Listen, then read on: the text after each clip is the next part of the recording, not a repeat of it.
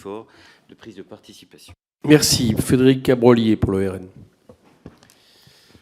Bien, moi je vais revenir, parce que le président Coquerel a posé la question sur les PGE, et je vais revenir quand même dessus.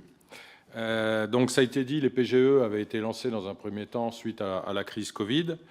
Dans un deuxième temps, on a eu les PGE résilients suite à la crise en Ukraine. Et à chaque fois, donc BPI France venait en garantie de ses prêts.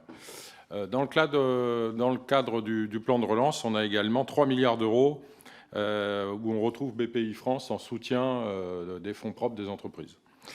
Alors, dans l'enquête de conjoncture, quand même, il y a le taux de sinistralité que vous avez rappelé, qui, pour vous, évolue peu, à peu près 5 à 7%. C'est quand même 5 à 9 milliards d'euros de pertes potentielles. Et puis, on a aussi... on sait que les défaillances d'entreprises augmentent. Au troisième trimestre 2022, par rapport à l'été 2021, on a eu près de 70% de défaillances d'entreprises en plus. Et donc la question, c'est... vous regardez, votre enquête a été menée au mois de novembre 2022.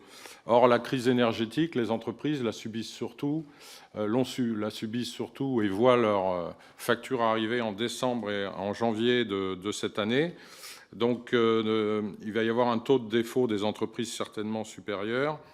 Et on peut aussi parler de l'inflation en ce qui concerne ces PGE, puisque les taux qui avaient été octroyés étaient particulièrement bas. Donc, de défaillance de ces entreprises, et quel sera l'impact pour BPI France si vous avez sous-estimé ces défaillances.